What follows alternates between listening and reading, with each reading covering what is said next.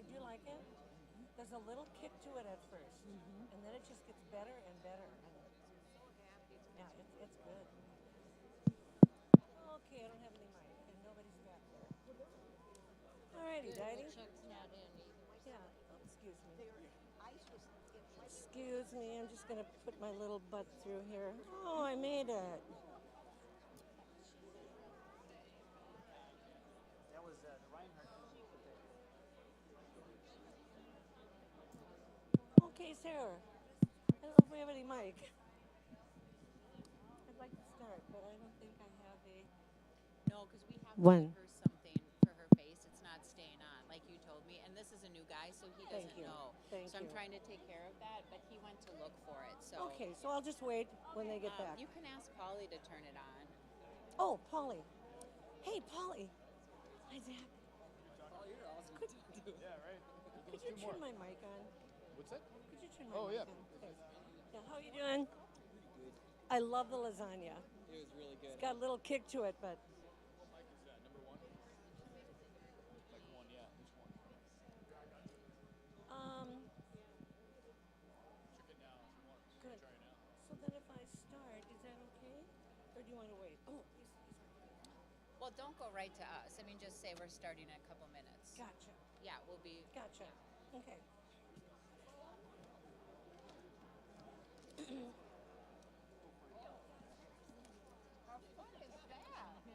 You know what? I'm going to put your coat in just a little bit. Where are you going to school? There you go.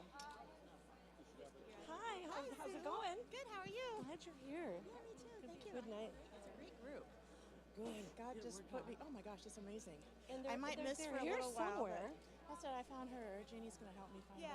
them. I met with Mickey beforehand, so I know Mickey's here. Oh, they're in the middle, in the center.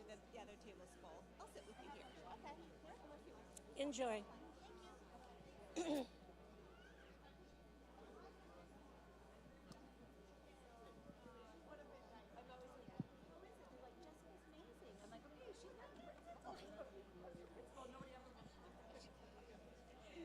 Hi, I'll grab all my junk here. You all set She's for a former dinner? teacher. I don't know if you knew that. Really? Yeah. Spring Lake Park, and a little bit in Matamidi. Okay. Coach gymnastics and I don't know. You've all, been around. all around, yeah. I'll grab a question sheet here. How you doing?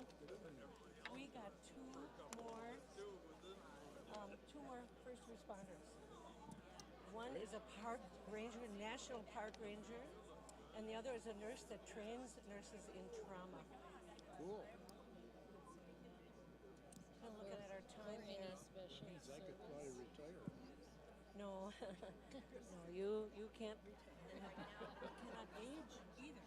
You need to stay right to stay the way you are.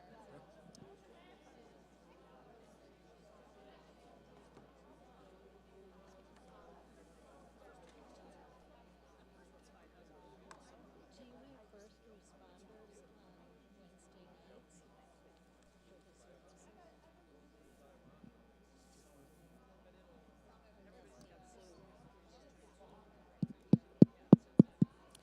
Well, good evening, everybody.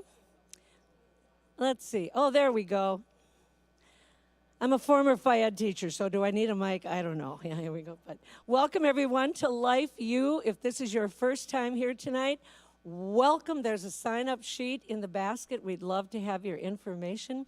We're in for a great evening as also, and I just want to draw your attention about a few things. These booklets, these kind of they're notebooks, are out on the table, and this is for you to take, whoever would like to take one of these for all the rest of the sessions coming up, or just for thoughts and prayer. Pick one up at the table. And then there are these, can we ever have enough of these? You know, the stickers to go on your coffee cup or to go on something at work or wherever you are, and people will ask you, well, what is that? And it's LifeU, living in faith every day. So it's a tool or something that you can use. And then I encourage you to if you haven't, but to still pick up a brochure on LifeU. We have 2 more sessions coming up. Then we have Lent, we take a break, but then we continue on into the spring. So please take one of these. They're on the tables out there, and pass them out and invite others. So we're just about ready to begin, but as you prepare, grab a name tag so people know, at your table, you get to know each other a little bit. But also our presenter, her bio is on this sheet. So pass that basket around. Grab one of these, read her bio. I think you're going to love it. Leigh Anderson, read about her. She's a local gal. But on the other side, we know if you're in a small group, this is what you all take to your small group, and you discuss these questions designed by our speaker. If you're not in a small group, take it anyway. Take it home, meet with someone, or just answer them on your own, just for further growth through living in faith every day. So we're going to start in just a bit. Pastor Sarah will be coming up in a matter of seconds or minutes or 20 minutes. No, she's there. We're all set. So, all right, everybody, have a great night. Enjoy. Let's welcome Pastor Sarah.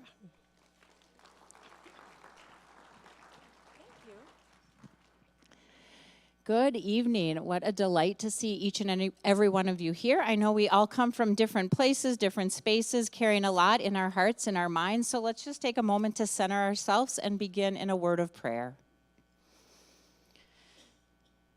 Holy and gracious God, for your presence, for your gifts, for the ways in which you inspire and draw near. Open our ears for the words you have for us and our hearts to receive the ways in which we truly can make a difference in our community, to care for one another, to look out for one another, and to be an advocate for one another. Lord, bless our time together and bless Leigh as she speaks. In your holy name we pray. Amen. So I got to know Leigh Anderson way back when, and many of you may not even know that we had a St. Andrew's Academy here. She was a 4th grade teacher, and then the lower school director, and I was the chaplain. And so we have had a wonderful history. We actually became close friends. Still, and we used to run together, but now we're at the point we have too much to talk about, and it's too hard to run and talk. So we now are walking buddies. But I'm so excited that she agreed to come and share some of her passion and creative ways that she lives out her faith in her community. She is based out of Willow Elementary, as you know, so many different, so much diversity within that school and that district. But the ways that she lives out her passion for always reducing the opportunity gap. She is into team building. She did that, and she's done that everywhere she is. She, too, has a Phi Ed background, so Sue, you've got your work cut out for you there. But she's always creating empowering leadership for kids in incredible ways, and I'm so excited for her to be able to share those with you. She's a writer, author, just a wonderful and incredible person, and educator, has received Educator of the Year award. So there's so much more I could go on, but I really want you to hear from her. So let's warmly welcome Leigh Anderson.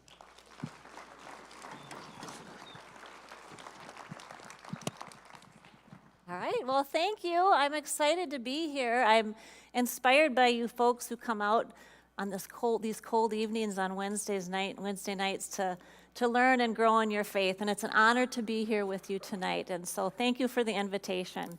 So I thought we would start out with this verse from the Bible, from 1 Peter chapter 4. Each of you should use whatever gift you have received to serve others as faithful stewards of God's grace in various forms. This verse encompasses what this evening is about. Collectively, we make up the body of the church. And the way I interpret that is we are the hands and feet of Jesus. This verse reminds us that we are called to use the God-given gifts and talents we have been blessed with for the good of others. Tonight, I'm going to share some powerful, impactful ways this verse comes alive in our community. And I don't have the clicker. Oh, I do? Oh. All right, thank you.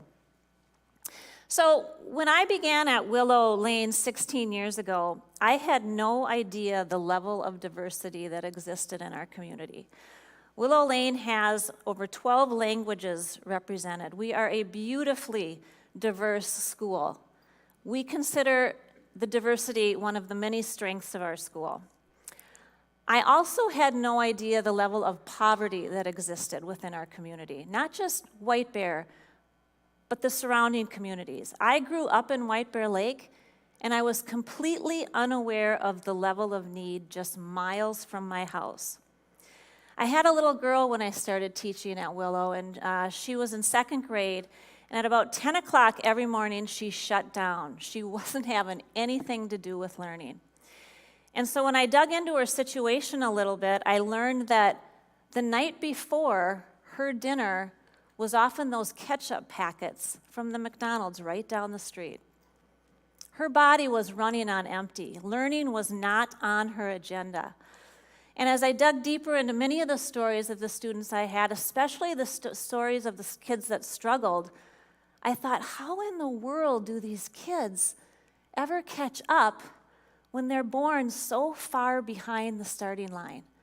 How do these kids who are born into trauma and born into life of poverty, their life is an uphill battle, obstacles and challenges from day one, how do they ever get over that? And so breaking the cycle of poverty became a passion of mine. And I joined a book study, and the book study was on a book called When Helping Hurts: How to Alleviate Poverty Without Hurting the Poor and Yourself. It's about helping those in need by finding ways to empower versus enable. And I took a few things away that have changed the way I do things. And one is the meaning of poverty. Poverty has different meanings to different people. For example, for middle class and upper class, the meaning of poverty is often lack of living necessities, lack of food and clothing and shelter. But when you ask people who are living in poverty what it means to them, their response is often, it's depression, it's anxiety, it's hopelessness, it's sadness, it's embarrassment. So with the best of intentions, we want to help, but we often do so by providing what we think they need, when really we need to seek first to understand. We need to walk in community with them, find ways to empower and send a message that they matter. I also learned that poverty is very cyclical. It's tough to get out of. And there are 4 key factors that really contribute to breaking the cycle of poverty. And I'm going to talk about those factors tonight, and then I'm going to share how, together with an incredibly gifted staff at Willow Lane, an incredibly wonderful community that I am so grateful to and proud to be part of, we have been able to implement programs at Willow that have embedded these factors that disrupt these cycles. So I did it. All right, so these are the factors. So if you know anyone that's lived in poverty, or if you've read stories, they likely can point to one of these, or a combination of these. The first one I'm going to talk about is empowerment. Oh, whoops, sorry, it's going to take me a little while to get used to this. We want to send a message to every child that their presence on this earth matters. We want them to not only realize their unique gifts and talents, we want them to understand how to use those gifts and talents to make the world a better place. This is one of my favorite quotes from Martin Luther King: "Everybody can be great because everyone can serve." That is the definition of empowerment. I'm going to read this story now, and I chose this story because this situation, I am quite confident, exists in most of the schools in our surrounding community. Because I ain't got a pencil. I woke myself up because we ain't got an alarm clock. Dug in the dirty clothes basket because ain't nobody washed my uniform. Brushed my hair and teeth in the dark because the lights ain't on. Even got my baby sister ready because my mama wasn't home. Got us both to school on time to eat us a good breakfast. Then when I got to the class, the teacher fussed because I ain't got a pencil. Now I'm going to pivot a minute, and I'm going to come back to this. I was born into a world where my family never had to worry about where our next meal was. I was given opportunities to fulfill my dreams. I met mentors. I was encouraged to set goals, and those mentors helped me reach those goals. I have 2 boys, and every once in a while we have the privilege talk. And I approach that conversation with hesitation and a little nervousness because I don't want them to think, I want them to feel guilty for being born into a world of privilege. That's not it. I don't want them to think that I don't think they work as hard, because that's not it either. But what I do want is that they are intentionally grateful for the life that they've been born into, and they don't take it for granted.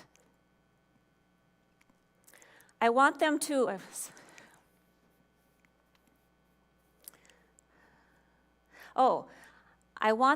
this is the big one. If we understand our own privilege, we are less likely to judge others.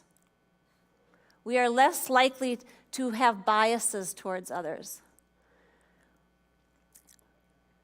We are more likely to use our privilege for good. And that's a big one with my boys. I want them every single day to use their privilege for good. And like I said, when we understand our own privilege, we may seek first to understand and be less likely to judge those who are less fortunate than us. I think of this young man, and if I were in school with him, I probably would have judged him. He's lazy. He doesn't get his work done. He doesn't care. This kid is a leader. He needs to be empowered in those gifts he has. He is responsible. He got his sister to school. He's caring. We need to help him realize those gifts and empower them in his gifts. So empowerment, that's a big one. Everybody can be great because everyone can serve. Mentors.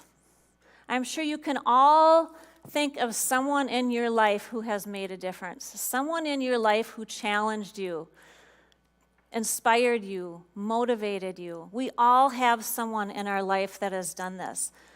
The more adults kids have in their life that send a message, I believe in you, the more likely they are to succeed. Rita Pearson, an educator, said, "Every child deserves a champion, an adult who will never give up on them, who understands the power of connection and insists that they become the best they can be." Mentors are a huge part of breaking the cycle of poverty. In addition, they provide that connection. We are all desperately seeking connection. Connection is a big part of our happiness and our health. A couple years ago, the CDC declared loneliness an epidemic. In fact, they said it's as dangerous as smoking 15 cigarettes a day. Connection is such a powerful thing, and our kids are craving it. In addition, mental health is at an all-time high among our kids. A great antidote to mental health issues is connection. We're going to watch a video now of a mentor, a teacher who saw something in Clint that others saw as a deficit.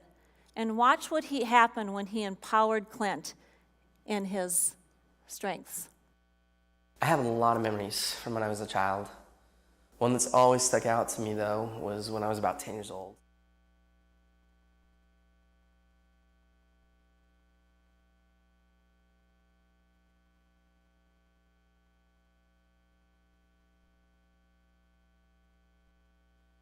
I have a lot of memories from when I was...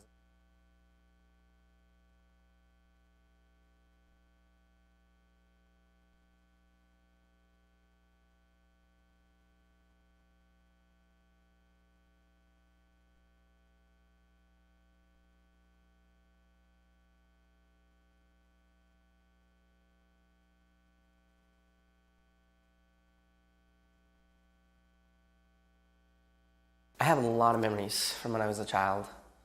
One that's always stuck out to me, though, was when I was about 10 years old, and I was in school, and I struggled.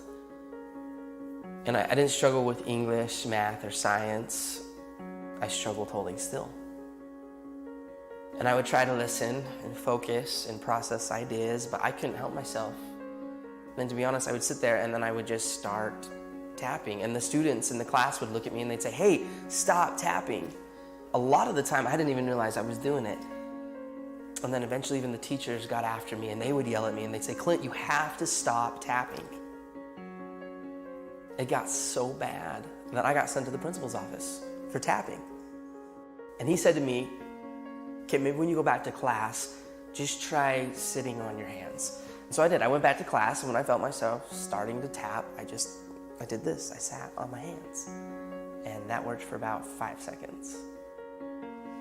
One time I was tapping in class, and my teacher, Mr. Jensen, he looked at me and he yelled.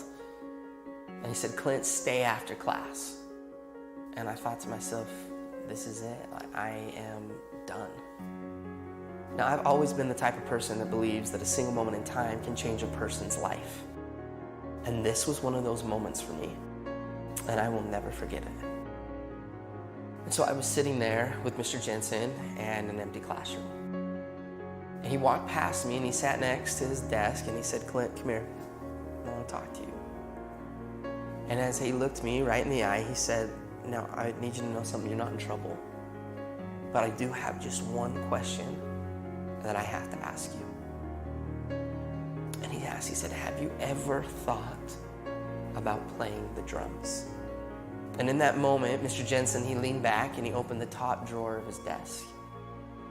And he reached in and he pulled out my very first pair of drumsticks. And he held them in his hands and he looked at me and he said, "Hey, Clint, you're not a problem. I think you're a drummer."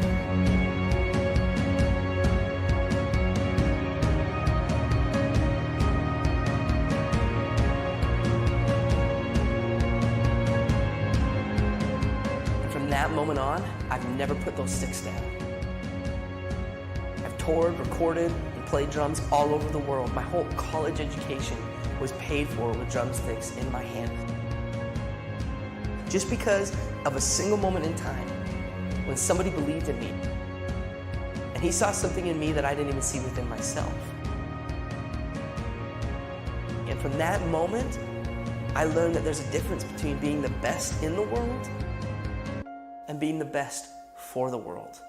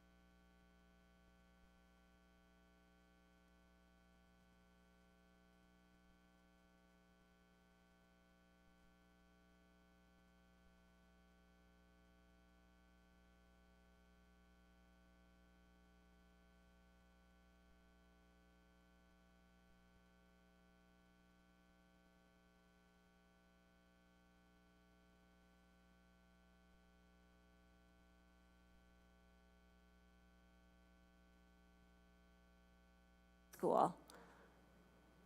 And maybe we can provide scholarship, but transportation is a barrier. Or they're babysitting their sister or their brother, or they have to work to help pay for the bills. The opportunity gap, I believe, contributes to the achievement gap. I'd like to revisit Mr. Jensen and Clint. I'm assuming Clint had the means to be driven to drum lessons. He had the means to be, his parents could purchase drums.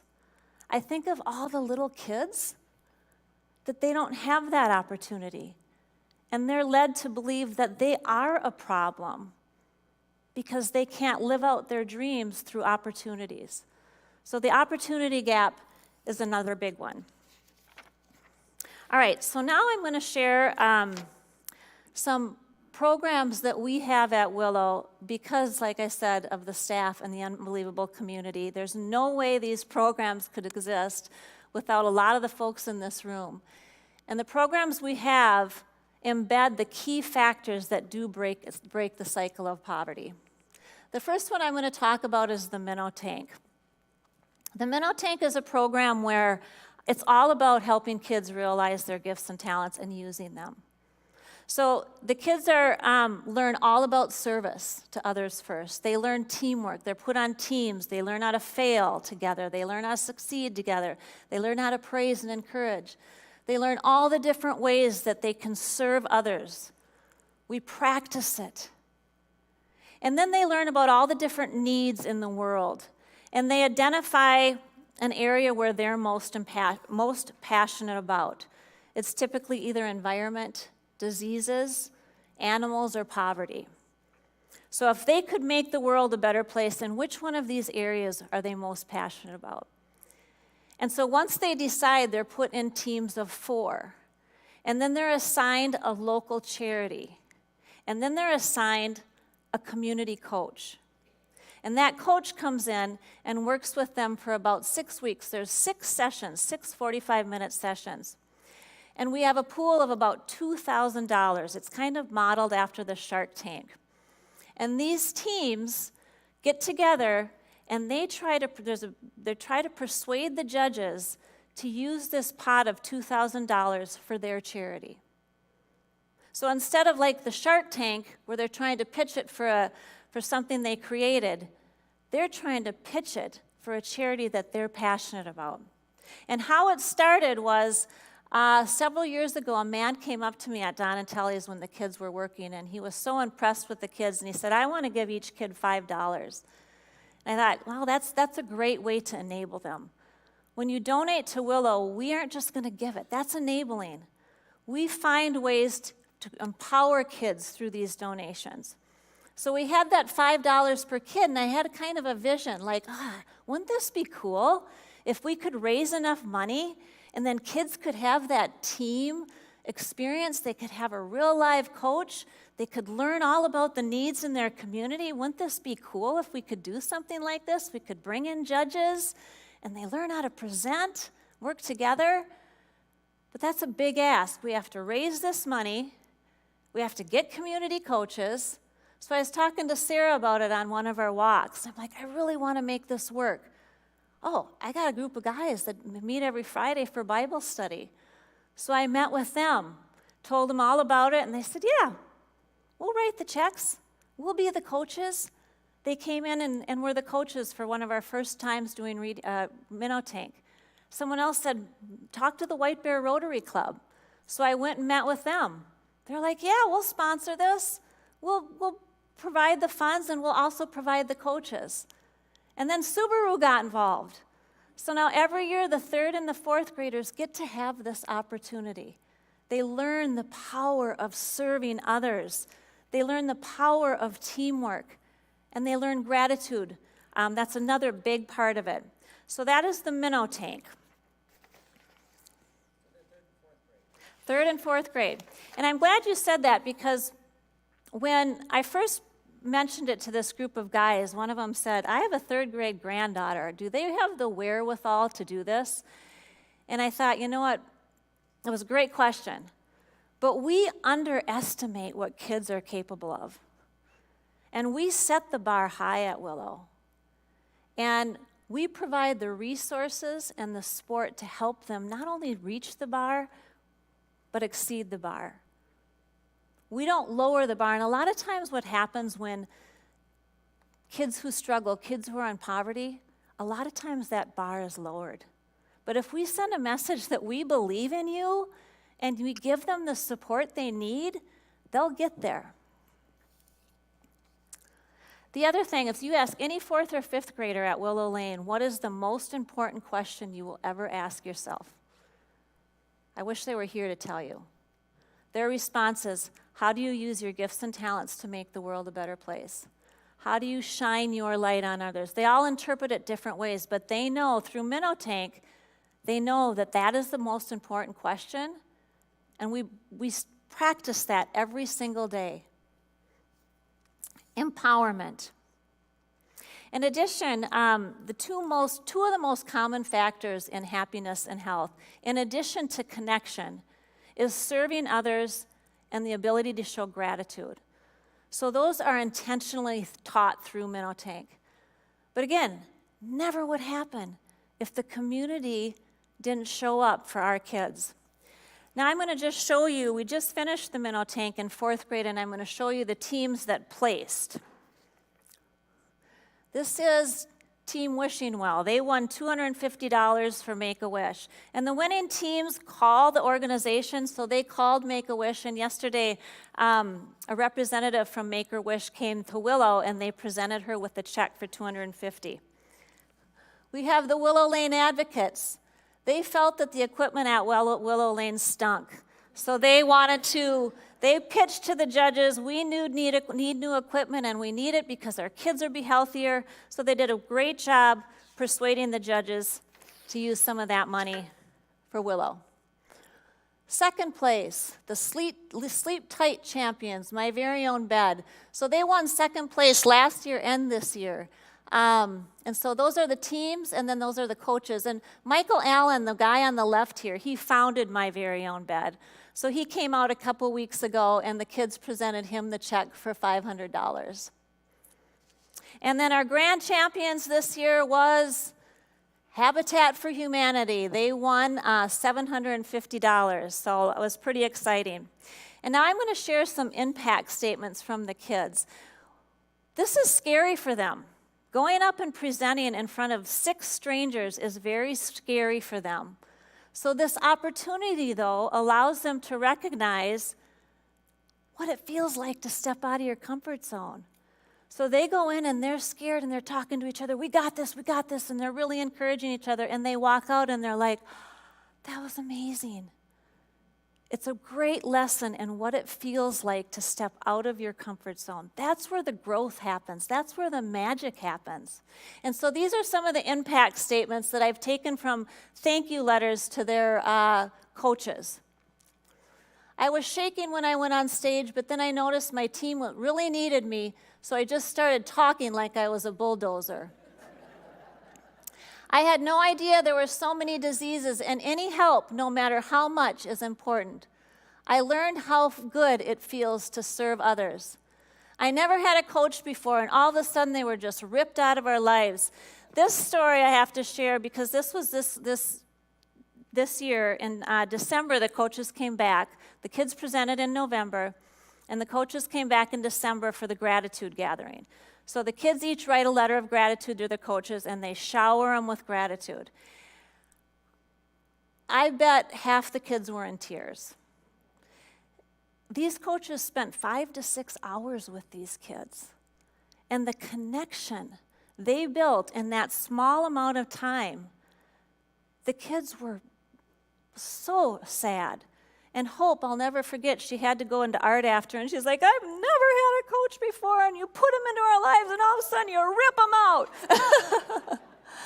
So again, the power of connection. I learned that I get stronger, smarter, and braver when I have the courage to step out of my comfort zone. I learned how important teamwork is. You can do so much more when you work as a team. So these are the opportunities that are provided because of the folks in our community that make this happen. The synergy of this community.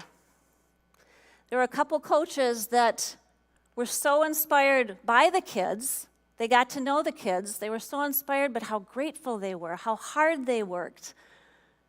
They decided to start a scholarship. And this scholarship there's no scholarship like it. And so we're kind of building the ship as we sail.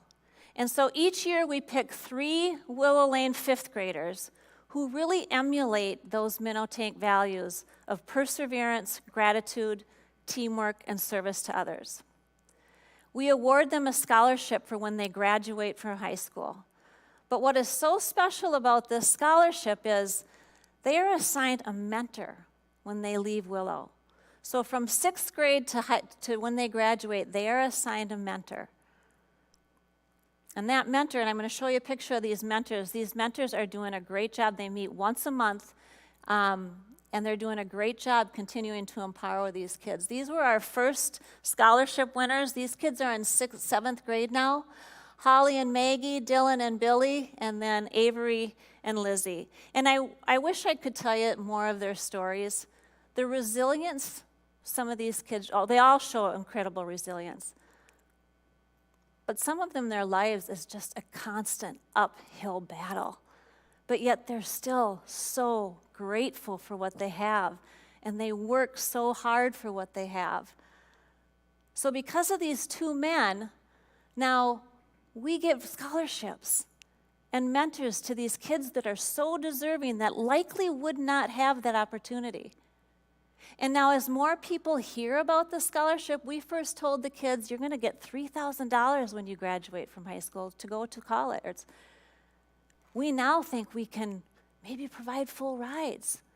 Or maybe we can provide more than 3 kids the scholarship, because as more and more people hear about it, they want to be part of it. And we've gone from 3,000, the pot is growing. And so we're really excited about that, and we are hoping to provide this. Picking 3 kids is not easy, especially when you know this opportunity will change the trajectory of their life. So again, the synergistic power of community. 2 guys came forward and started this scholarship. All right, this is another program we have at Willow. This is called Reading Buddies. And we have about 75 reading buddies that come every week. They show up every week for our kids. And they're paired one-on-one with a student. And they show up and they come for a half hour and they share the love of reading. But more importantly, they share the connection. They send a message to their buddy that you matter. I'm here for you. I believe in you. And these buddies have, I wish I could just tell you so many impact stories. We have a lot of buddies here tonight, and the impact they are making on these kids is tough to explain. I'm going to share one story. Let's see what time it is. I think we're good. All right, I'm going to share one story, and it's hard to choose just one, of Nigel and Jane. Jane came to us a year after COVID. Her husband had died a year earlier. She was in her late 80s. And he had died from COVID, and almost a year later, she came to Willow, and she was walking down the hall, and still broken. But she said, it's been a year, and I need to get out. I need to do something new. And she met Nigel in 2nd grade. The relationship they built together and the way that purpose and joy was restored in her life, I don't think she thought it was possible. So Jane, the more she got to know Nigel, her reading buddy time with him was at 8. She showed up every day at 7:30. She showed up a half hour every day it was her time, because she could not wait to see him. They stayed together 2nd grade, 3rd grade, 4th grade. In 5th grade, Jane's health started to decline, and she had to stop driving. Her church community made sure that they got her to school to see her buddy, because they knew that it was the highlight of her week. I'm going to share at the end of the year, the kids get with their buddies, we have a gratitude gathering. And the kids write thank you letters. And the 5th graders read their letters out loud to their buddies. And it's often a very emotional time, because the 5th graders have been with their buddies for 4 or 5 years, and now they have to say goodbye because they're going to middle school and they don't have the program. So it's a very emotional time. And Nigel, I'm going to share Nigel's thank you letter that he wrote to Jane. Dear Jane, thank you for being my reading buddy, and thank you for teaching me how to read. I'll always remember laughing with you. A lesson I learned from you is to take your time. Another lesson I learned is to always believe in myself. I always loved reading in the library with you. It made me feel like we were in the story. You deserve more than people just saying thank you or you're welcome. You deserve people saying, all hail to Queen Jane. Give all your money to Jane. But that's just my really strong opinion. I loved having you for a reading buddy. I love this experience and adventure with you. Sadly, Jane passed away 2 weeks before the Reading Buddy gathering. So she did not hear this letter from Nigel. But we gave it to his parents, or her family, and they read it to her during her funeral service. So she did get to hear it.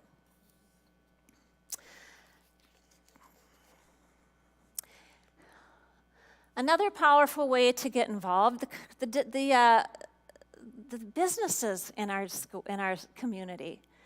Several years ago, I was teaching persuasive essays, and that's kind of boring. So I was thinking, God, how can we bring persuasive essays alive, and how can we add that empowerment, opportunity, mentors? And I was thinking, God, where in life do you write persuasive essays? Well, cover letters and resumes.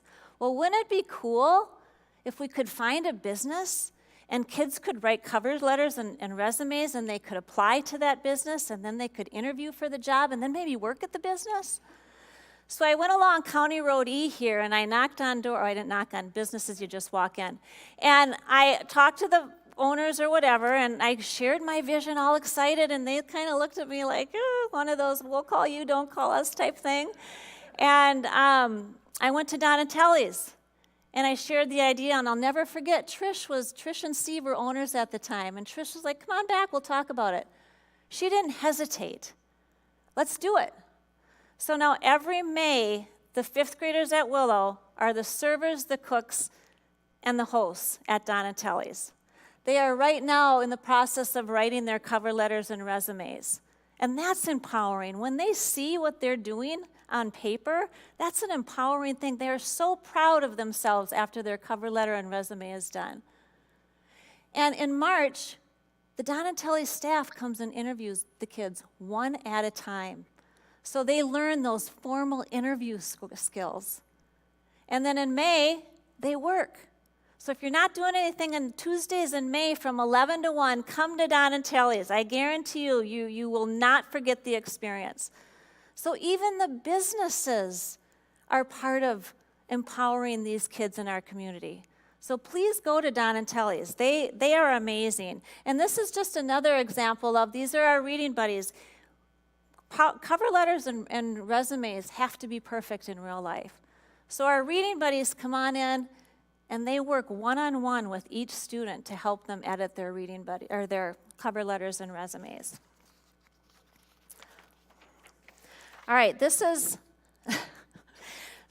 another example of the community being the hands and feet of Jesus. We had a group of women come in. They have a group called Faith in Action. They're all about putting their faith into action, the hands and feet of Jesus. And they wanted to come and help Willow. But again, we don't take donations. We will take donations, but we are going to use them for empowering opportunities. So if you remember when you were young and the book fair would come to your school, I remember I got to go in elementary school, and we'd go and we'd pre-shop. Well, the book fair is set up at Willow and the kids walk through, but I'm guessing over 50% of the kids don't get books. And so the Faith in Action crew said, no, we want every child to get a book. But we're not going to just give them a book. That's enabling. So what they have done is we started the kindness boomerang. The kids come down and they are so excited. They get to pick out their very own book and they get to take it home. So when they come as a class and we have the folks, the Faith in Action crew, they're there, they're helping them pick the books out. When the big books are picked out, they read with the volunteers then. But as the students are there, we tell them, how are you feeling right now? We ask them. We're excited. We're happy. They can't wait to get to the books. But we want them to really internalize that feeling. You feel that way because these folks are using their superpower of kindness. You get to feel what that feels like. But guess what? You have that same superpower within you. So how are you going to pay that forward? So the kids write thank you letters to these folks, but then we start the kindness boomerang started by these ladies. They are intentional about paying that kind act forward. We brainstorm, what are the ways you can pay this kind act forward? I'm going to help my mom with dishes. I'm going to read a story to my little brother. I'm going to help my dad with laundry. And then we reflect on, what did that feel like to do good? Well, you have that superpower. And I love this picture here on the left because the kids, again, there's somebody to read there with them. The kids pick out their books and the volunteers read with them. But Lisa there, Nyla saw an open lap. And she just helped herself to Lisa's lap, and Lisa wasn't quite ready. But it's just a great day at Willow because there's so much joy, but it's connected to empowerment. All right. I'm going to talk a little bit about Willow Lane's identity. Willow Lane is an elementary school that is not defined, Willow Lane is not defined as a school that has kids with high needs or a school with higher poverty rates. Thanks to an incredibly gifted staff and the synergistic power of a community who puts their faith into action, Willow is defined as a school with empowered, brilliant, talented students whose lights shine brightly in this world. And I invite you to visit. I know one of the most common words I hear from our volunteers, the way they describe Willow, is magical. And without them, I don't know that we could do this. So it's the power of community. All right, now I'm going to really pivot because I gave you an example of supporting a school, and maybe there's a school in your community that you can reach out to and support. You're invited to Willow Lane. But I've also learned through my own experience this past couple years that we have a forgotten population, and that is our elderly, especially our elderly in memory care. And I've done a little research on this. The United States ranks the worst among countries similar to us in taking care of our aging population. And the reason I know this is because I was exposed to memory care a couple years ago when my friend went into memory care. And I got the code to go in, and when I walked in, it was, I had to take a deep breath. It was this cloud of sadness. I looked around and I was like, these folks have to end their life like this? And this is a nice memory care. And so as I continued to visit, I had to take that deep breath every time I walked in there. But I got to know Mary. Mary was an employee there. And Mary was different. She seemed to genuinely care about bringing joy to her residents. The other employees, not so much. And it's a hard job, so I'm not judging, but it was clearly they didn't love to be there either, which contributed to the sadness. So I got to know Mary, and I thought, well, I'm going to start volunteering here once a week and to help Mary and connect with Mary. And maybe if I can connect with some of the residents and deliver a dose of joy to them, that would be great. So I got there on Wednesdays at 1 o'clock, and she brought the group of ladies who were higher functioning around the table. She called them the Gossip Girls. And they gossiped. I'm not sure they knew what they were gossiping about, but they gossiped. But anyway, we did manicures. And I always did Jean's nails. And Jean liked to talk. She had her favorite story. And she told me that story at least 5 times every time I did her nails. And that's okay, because she told it with such joy and such excitement. It was awesome. So I got to know her pretty well, and I spent the most time with her because she had the most to say. And if I started to do Sharon's, Jean didn't always like that. She wanted to have her own personal nail lady. So I got to know Jean for the next year, heard the same story how many times is that same story? That's okay. But I got there one day, and she wasn't there. She was at the hospital. She had fallen. So I thought, well, I'm going to go hang out with Sharon then. Sharon loved to talk about when her dad came back from the war. And Steve over there, he's always like this. But then when you ask him, he's a Navy vet. Why is he ending his life like this? He loves talking about the ship he served on. And so when you ask him a couple questions and his body just raises.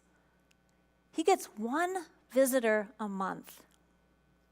So the next week I went back, and Jean was in her room. She didn't have the strength to come out to get her nails done. So I went in her room to hang out with her, and we went through her wedding album. She loved to go through her wedding album.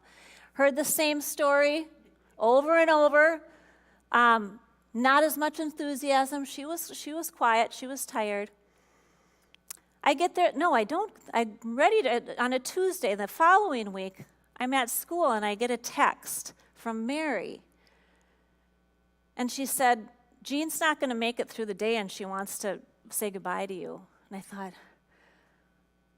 I never expected to connect the way we connected. And I don't know why I never put together that they might die. I mean, this is memory care. They're not going to leave. I don't know why I never connected the dots. And I thought, she remembers me? She wants to say goodbye to me? And I got really nervous because I had just done that with my mom a couple years before, and I'm like, I don't know if I can do this again. I don't know if I can go and see her while she's in her active dying phase. And I was really scared. And then when I got over the, oh, poor me, realized that none of this is about me. What a gift I have been given. And so I left school for a little while and was extremely nervous about going. And there she was laying in bed. Her family was there, but they left so we could have some time. And definitely not much longer. Her breathing was very labored. And I held her hand. I said, hi, Jean. And I was going to say, it's your nail lady.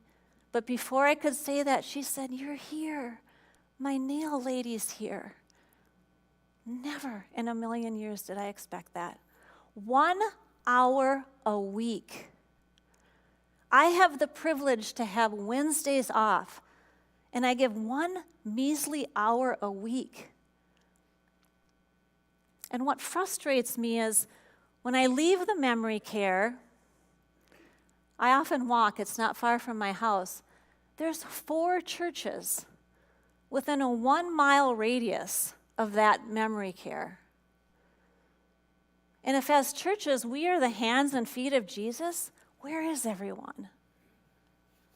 And I often think, gosh, it would be so easy for someone after church with their family to go maybe and adopt a senior, kind of like reading buddies. Instead of being assigned a child, you're assigned a senior. 1 hour a week. And I think if for families to do this with kids, when kids learn at a young age how to serve, it becomes part of their identity. Something like this would be so powerful if a family could serve together. But I wish more people, and I think a lot of people don't even know the need. If you were to check into a memory care near you and ask if you could do something like this, I'm guessing you could. But we need to show up for our most vulnerable population who have already given so much to us. So this is a challenge that I share with everybody because as a church, as the body of the church, we need to do better. And as I said, when I look into this and read, we're at the bottom of the list in how we care for our elders. So, excuse me here.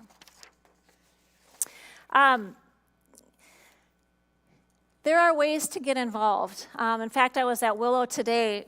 I don't work on Wednesdays. I just stopped in for something, and as I was leaving, Lennox ran up to me, and I knew what she was going to say. She says it every day. Miss Anderson, did you find me a reading buddy? And I said, well, I'm going to talk to some people tonight.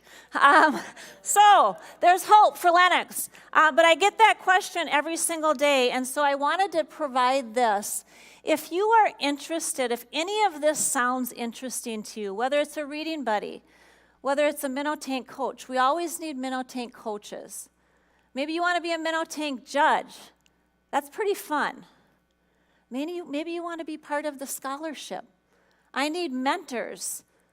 We're going to award 3 more scholarships to our current 5th graders this year.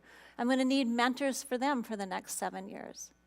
If any of this sounds interesting, we are going to have an informational session at Willow on Tuesday, February 10th from 9 to 10, and I think something's going to be sent out to you as well. And so you don't have to write any of this down, I think. And feel free to email me. I'd love to talk about this. And just let me know if there's anything I can do to answer any more questions. So thank you for coming tonight. I appreciate the opportunity to be with you, and I hope that you have some good conversations in your small group.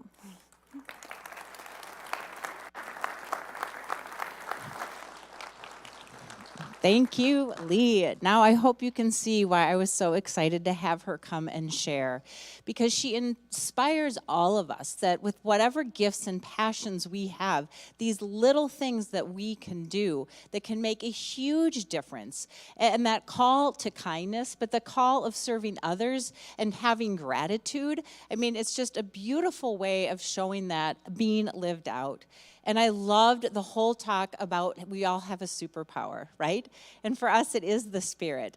And we have the superpower given to us, and it is to be shared with others. So she shared some of the creative ways that just kind of came to her, her ideas that she came up with, but she wasn't afraid to follow them through. And I know each and every one of you have dreams of things you think would be really cool to try, that could make a difference. So I hope that this inspired you.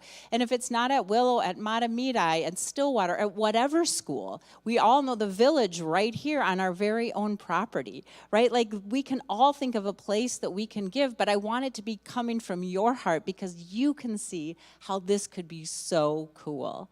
So again, so appreciative of Leigh and the ways she's living out her faith, and I know that it inspires us to do the same. So let's give Leigh one more hand for being here and joining with us. Yeah. There you go. Let your light shine. So we hope that you'll come back next week. Believe it or not, we will be into February, which means we have a new theme. And as we're thinking about it, we're going to be gearing up for Lent, believe it or not, Ash Wednesday. So we thought, what better time to really look at the power of the cross? Why do we need a cross?